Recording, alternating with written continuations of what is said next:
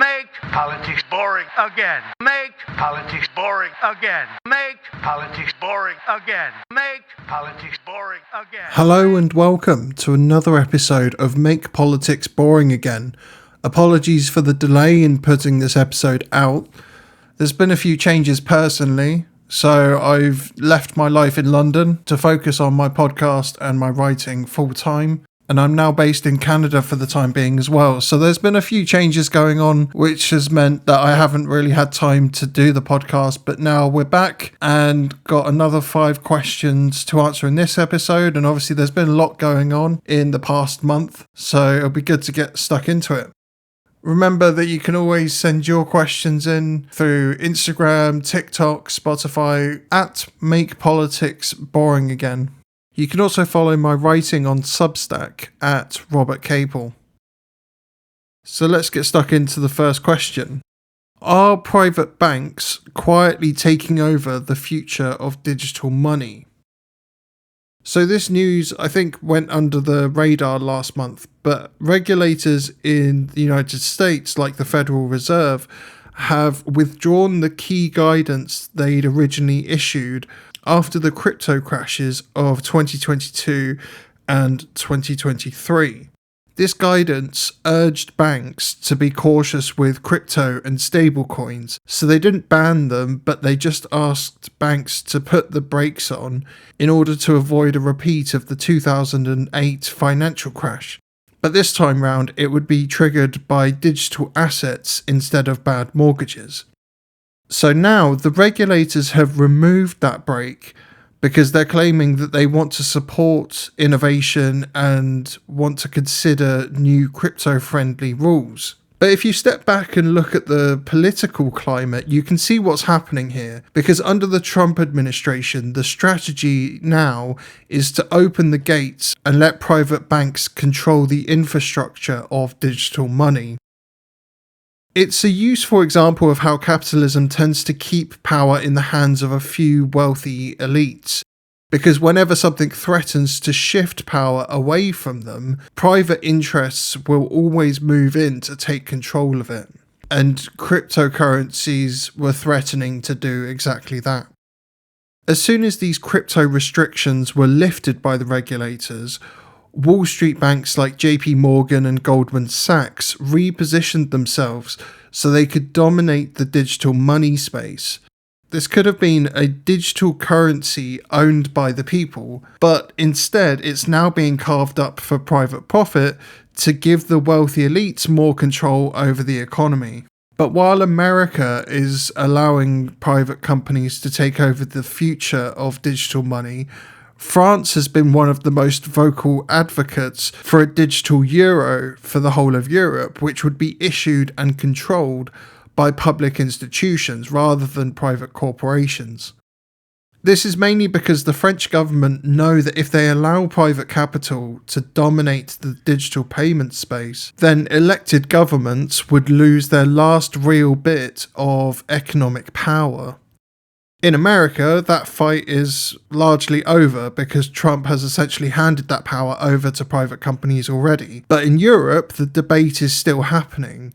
Now, you might hear the words digital money and think of cryptocurrencies like Bitcoin, but a digital euro would be completely different. It would be issued and controlled by public institutions like the European Central Bank, and it would function as state-backed digital cash, whereas Bitcoin is decentralized and it's created to exist outside the corporate and government structures. So they might coexist in the same digital economy, but their political foundations are very different.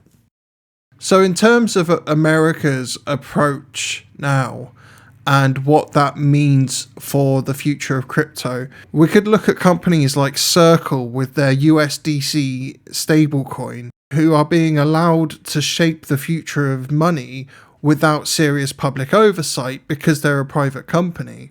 So while Europe is trying to preserve some democratic control over the digital money space, the United States is handing financial power directly to Wall Street and Silicon Valley by default.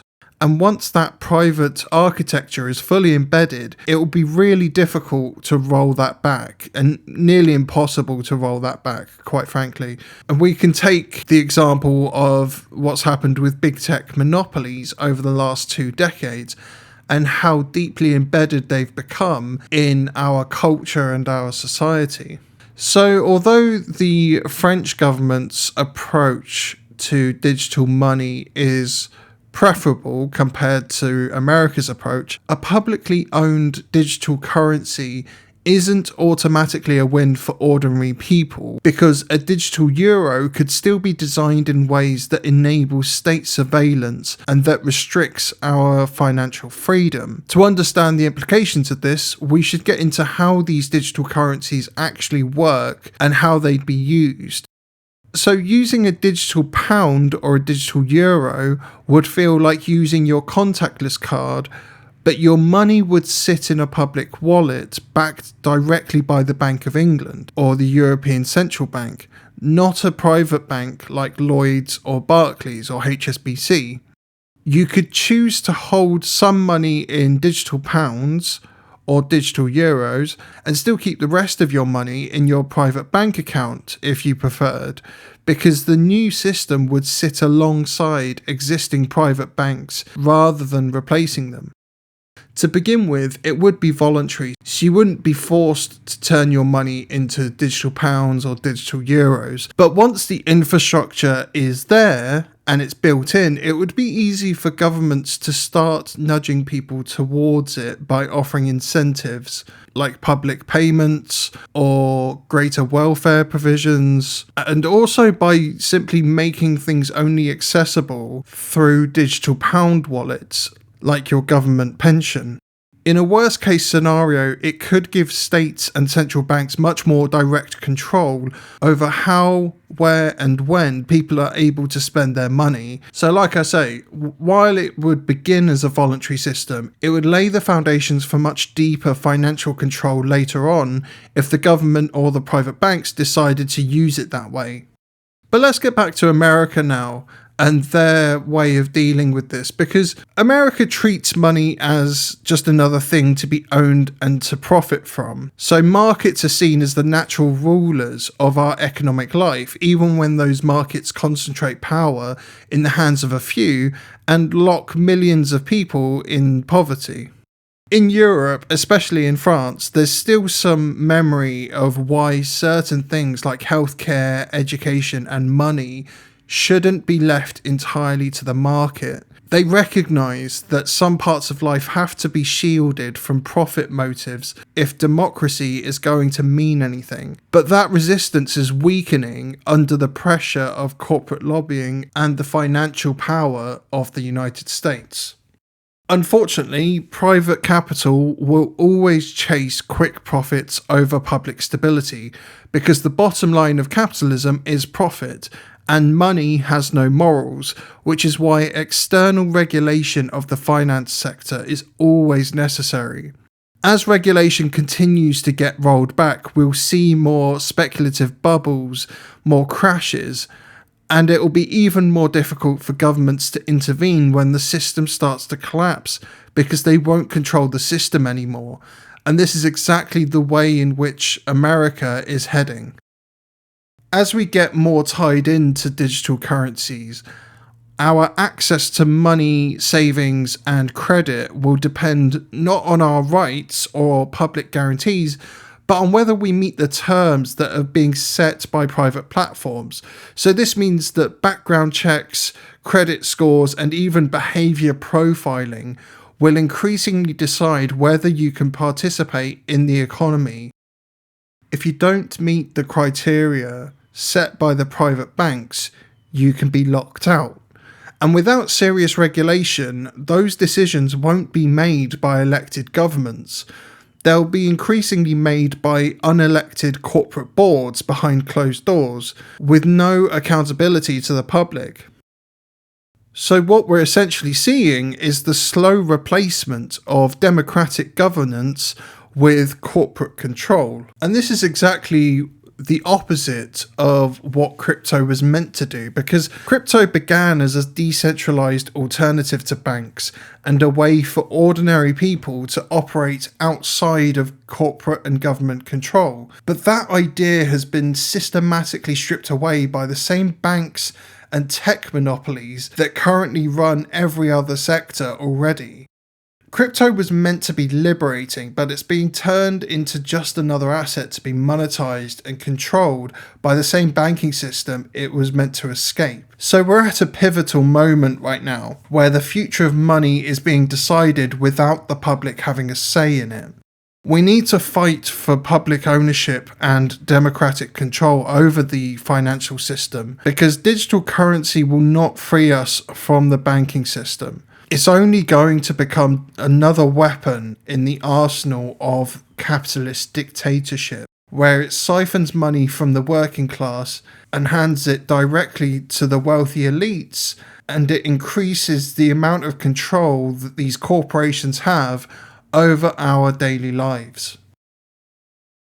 Let's now move on to the second question, which is, are personal carbon trackers about saving the planet or about controlling us? So this is a great question because it relates actually quite a lot to the previous one about financial systems. So in the same way that financial systems are being handed over to private capital, we're also seeing a push to expand surveillance over individuals. Crypto and carbon trackers might look like separate issues on the surface, but they both serve to strip away our freedom bit by bit while claiming that it's for our own good. So a good example of this is the World Economic Forum's push for something they call My Carbon, which is a personal carbon tracking program. It was first mentioned in 2022 and resurfaced earlier this year when the World Economic Forum, otherwise known as the WEF, made it a major theme at their annual Davos meeting, which happens every January. The main idea of My Carbon is to track your travel, your diet, your energy use and your purchases, all as part of the fight against climate change, or that's how they're selling it anyway. On the surface, that may sound reasonable, but it's the same old deflection tactic we've seen before. You might remember the original carbon footprint concept, which was launched by BP in the 2000s. It wasn't created to solve climate change at all. It was purely intended to shift blame away from oil companies and onto individuals. So they claimed that the problem wasn't fossil fuels, it was your car, your diet, and even the temperature you use for your washing. And we still see this type of messaging today in adverts for washing machine tablets, where they're talking about washing your clothes at a lower temperature and things like that. So it's all about the individual having to solve climate change by changing their lifestyle. For a while, this messaging around the carbon footprint actually worked, and the conversation shifted to personal guilt and lifestyle tweaks, while the industries destroying the planet just carried on as usual. My Carbon is basically just a digital update of this, so it can track you through your smart meters, your loyalty cards, your biometric sensors, and apps on your phone, feeding all of your data into central systems. So under this program, you'd essentially be given a personal carbon budget. And if you stay under it, you might get a discount on your energy bills, for example. But if you go over it, you could face penalties, taxes, and restrictions to your energy services. And a side effect of this program is that to stay within your carbon limit, you'd still have to keep consuming by switching your diet and upgrading your vehicles.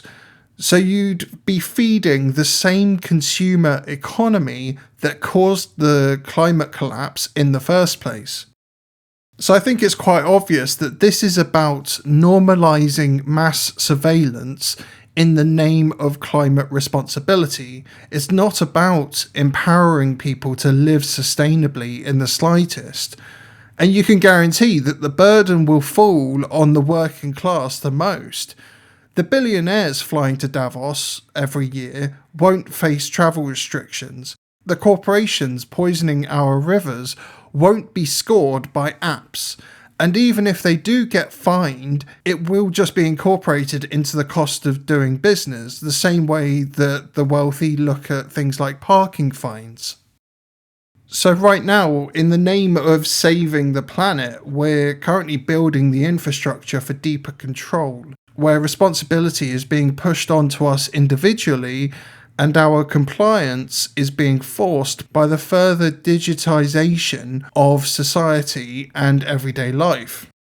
The climate crisis is of course very real, but we won't fix it with programs like these, because these programs always avoid any real reform in order to protect fossil fuel giants and industrial agriculture, while they simultaneously lock us as individuals into a system that makes us feel personally responsible for a crisis that we actually had very little to do with, but a crisis that we will certainly feel the effects of. So what we need is collective ownership of resources, not a fucking tracker for our groceries. We need fundamental system change, not personal surveillance. So the next question is, are billionaires building private cities? So there's definitely a theme here, because so far in this episode we've looked at how private banks are taking over digital money and how tech and governments want to track our carbon usage. So the theme has been very much about surveillance and control. And now we're going to talk about private cities, because there are going to be more of them in the future. So last year, billionaire Mark Law revived his plan for what he calls Telosa. Now, this is a $400 billion private city that he wants to build across parts of Arizona, Nevada, and Utah. He first floated the idea back in 2021, but it's back in the news now because the Telosa team has been making a fresh push in 2025 by looking for new investors, scouting for land, and promoting the project quite hard on social media. They've even said themselves that this is the year they want to move from the planning stage to building something more concrete. And now that Trump is back in the White House, it looks a lot more likely. If you haven't heard of Telosa before, it's being sold as a futuristic city which will be sustainable and high-tech. Mark Law is also saying that it will be an experiment in equitism, where residents benefit from the rising land value through a public trust that funds services like healthcare and education. And he claims that it will be a city that's fair to its citizens. Whatever that means to a billionaire, I'm not even sure I want to know. It's an incredibly vague term to use. But he's claiming that opportunity will be available to everyone and not just the wealthy. This sounds vaguely optimistic on the surface, but it doesn't sound as good when you find out that Telosa won't be run by public officials, which means it won't answer to voters. It will be governed by private management boards, funded by investors, and overseen by executives. The people who live there won't be citizens with political rights, they'll just be tenants with standard consumer rights, which means they won't have any say over how the city is run. If you disagree with the rules in Telosa, you won't be able to campaign for change or vote for new leadership. You'll either have to live with it or just leave entirely. Either way, it doesn't sound very democratic to me. But unfortunately, Mark Law isn't alone with this idea. Donald Trump has been pushing his own version of this with his plan for so-called freedom cities, which would be new communities built on federal land and marketed as hubs for innovation and deregulation. So it's a different pitch to mark laws, but it still results in more places where traditional democratic processes are stripped out and replaced with private control. These models rely on two things in particular: a lack of affordable housing and a collapse of trust in public institutions. So right now is a perfect time for this, unfortunately. And rather than fix what's broken or rebuild democracy, billionaires are stepping in to replace it with something that they can run like a business. So private cities aren't a solution to our issues. They're just a workaround the democratic system so that the power comes from ownership and not from the people. And I should be clear as well, these cities aren't being built for other billionaires to live in. They're being built for them to own, and working people will live there, but their rights will be shaped by contracts, not constitutions. Their disputes won't be settled in public courts. They'll be handled through private arbitration boards that answer to the city's owners. That's the exact opposite of freedom. It's a managed population. We have seen early versions of this before, so this isn't an entirely new concept. Las Vegas was effectively built by private capital and structured around gambling and tourism. It does technically have elections and courts, but the political power in the city has long been shaped by corporate interests and private money. In the UK, you had towns like Bournville, which were built by companies like Cadbury in the 1800s. These were marketed as healthier alternatives to industrial slums, but life in this town was tightly controlled by the company's values, so residents had very little say over how things were run, and if they lost their job, they lost their home as well. More recently, we've seen the rise of free ports and special economic zones where standard taxes, regulations, and labour laws are suspended in order to attract capital. The British government has been promoting them in the last couple of years, and Canary Wharf was originally started as one of these special economic zones. These places don't abolish the tenants' political rights entirely, like Tolosa does, but they do weaken them. Tolosa claims that its cities will be places where old problems like traffic, pollution, and inequality will be solved through technology, but what they're really offering here is just a new frontier for capitalists to expand into, and a way to govern people without the limits of democracy and human rights, because it's quite clear now that human rights are quite annoying to billionaires and wealthy elites. If Tolosa does get built and proves profitable, there will undoubtedly be others following their example, and once they're up and running, it will be hard for the government to claw back control, like we said earlier in the episode. Once these infrastructures are established and embedded, it's difficult for the government to intervene, and it's the same with this idea. Elections won't fix these cities, and legal challenges won't touch them because they'll be private businesses, and you'll only be allowed in if you play by their rules. So we're going to take a short break now, and when we come back, we'll be answering the final two questions of this episode. And of course, if you want to submit any of your own questions, you can do so through Instagram, TikTok, Spotify. You can leave a comment or send a message. You can find us at Make Politics Boring Again on all of those platforms. Please hold and we'll answer your call as soon as possible.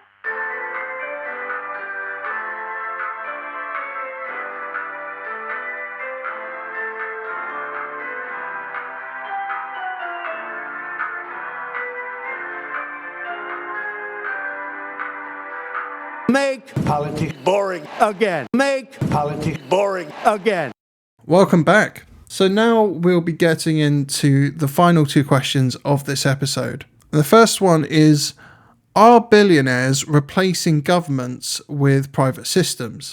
This leads us on nicely from our conversation about private cities before the break, because they are just one part of a larger shift. It's a shift where billionaires aren't just building the walls anymore, they're rewriting the rules entirely.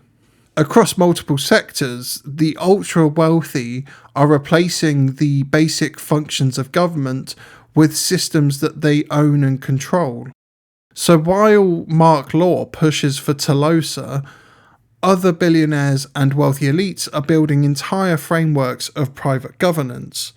Policing, education, healthcare, law, and communication have all gone from being services to almost being corporate products, where our access to these services depends on our shopping habits, like we talked about earlier with the carbon tracker and digital currencies.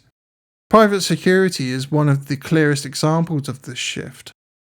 In the United States, there are now more private guards than public police officers.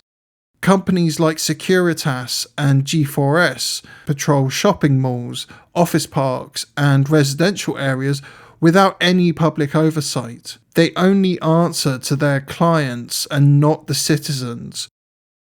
The justice system is also being privatised, and more legal disputes are now handled through private arbitration. And the outcomes of these disputes are shaped by corporate interest and not public law, and the arbitrators are often paid by the companies involved.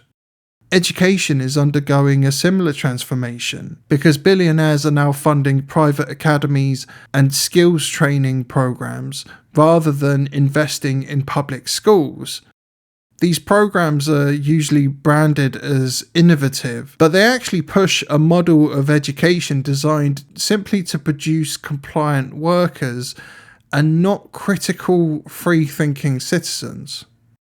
Healthcare is another great example of a public service being hollowed out. In the UK and the US, public systems like the NHS and Medicare are shrinking, while billionaires invest in private clinics and health tech startups that only cater to those who can actually afford it. Everyone else is left to struggle through an underfunded public system that is so overworked it's almost inaccessible.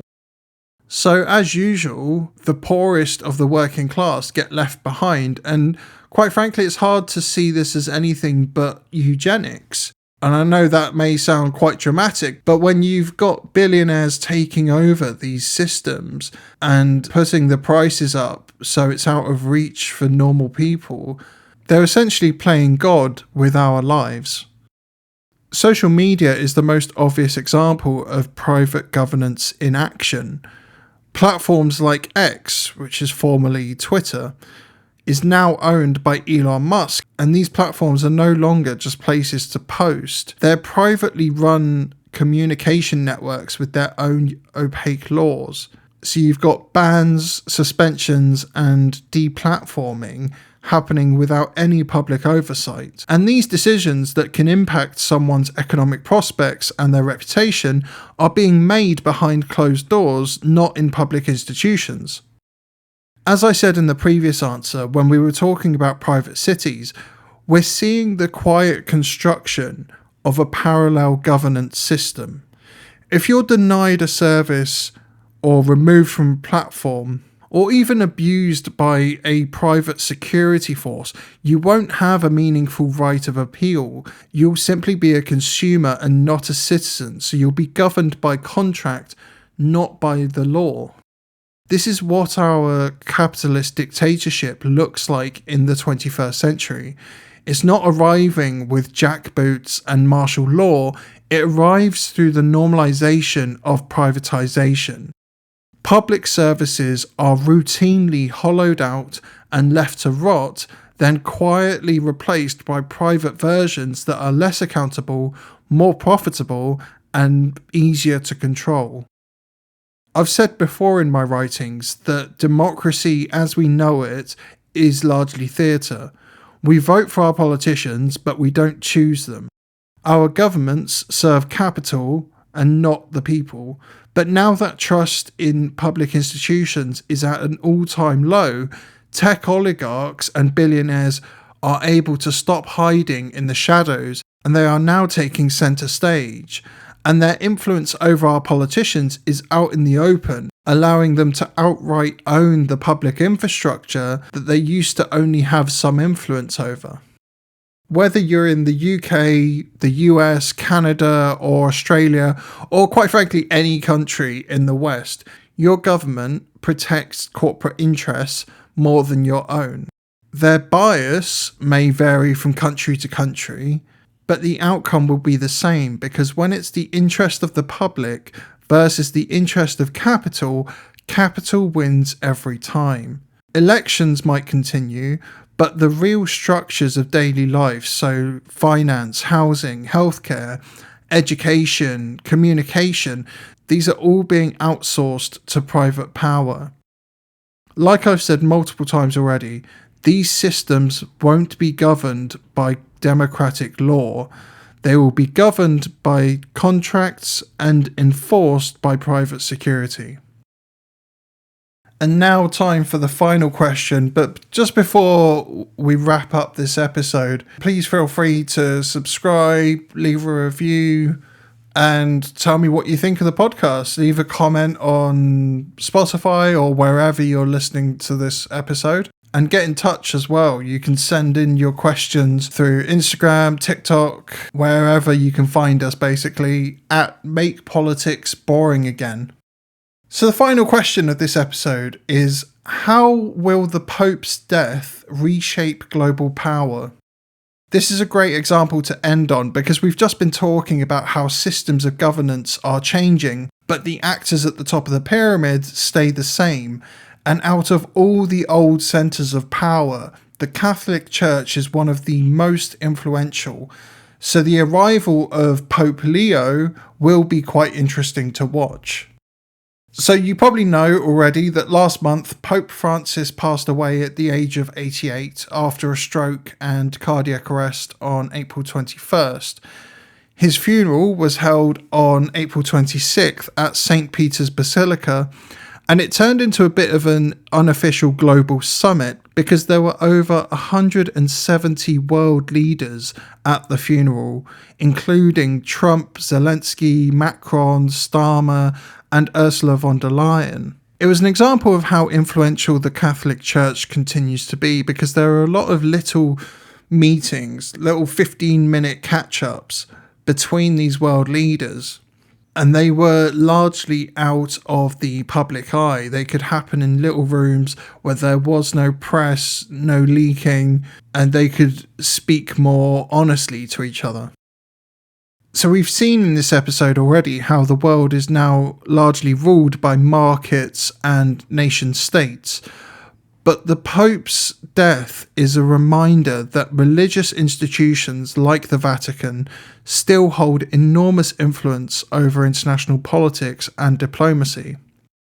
With Pope Francis gone, the future of the Catholic Church is now up for grabs. The conclave concluded on May the 8th, and Cardinal Robert Francis Prevost was elected as the new Pope, taking the name Pope Leo XIV. He's the first American to assume the role, and around 80% of the 133 cardinal electors who selected him were appointed by Pope Francis himself. Now, this is quite significant because there were concerns that the progressive agenda that Pope Francis was pursuing would now be over, and the Catholic Church would return to being a very conservative institution. But it looks like Pope Leo will actually continue with the agenda, so he'll hopefully be working towards a Catholic Church that focuses on social justice, environmental issues, debt forgiveness, and even diplomacy with China. Whether he'll actually achieve it or not is another question, because he's seen as a moderate reformer and for being less confrontational and more cautious about the reputation of the church. So we'll have to wait and see how far he actually goes with the original agenda that Pope Francis was pursuing. Pope Francis had one major project in particular called the Vatican's Jubilee Commission, which was working on global debt restructuring proposals for developing nations, and it has now been delayed indefinitely. So the Jubilee Commission was launched in partnership with Columbia University, and it was supposed to reconvene in 2025 to address sovereign debt crises, especially in the global south, but now it's unclear what will actually happen to it. Francis had been pushing for new moral and financial frameworks to challenge the power of institutions like the IMF and the World Bank, which I've talked about in previous episodes, and how these institutions keep countries in the global south in a perpetual spiral of debt. Without the leadership of Pope Francis, the Vatican's influence in these conversations has already diminished, and the vacuum is being filled by large financial powers like BlackRock, JP Morgan, and advisory groups that are linked to the IMF. And these groups actively advocate for austerity and market reforms instead of meaningful debt relief. Pope Francis was one of the few leaders, especially in the West, who demanded a rethink of debt from a moral and justice-oriented perspective. Now that voice is gone, and the usual suspects are back in charge. Without Pope Francis, the Church might become a passive observer again, or even collaborate with the corporations we've been talking about. Hopefully, Pope Leo will continue with the progressive agenda and bring the Catholic Church into the 21st century. So before we end this episode, I just want to say, whether through money, surveillance, private governance, or religious influence, the story is the same, unfortunately. We're seeing power being consolidated in the hands of wealthy elites who are no longer content with merely influencing governments from behind the scenes, but are now actively and publicly working to replace them. This isn't happening in secret. It's unfolding in plain sight, and it's being normalized through the language of progress, innovation, and security. If we continue to mistake these shifts for isolated events rather than symptoms of a deeper system, we will find that democracy was not overthrown. It was quietly hollowed out while we were told we were free.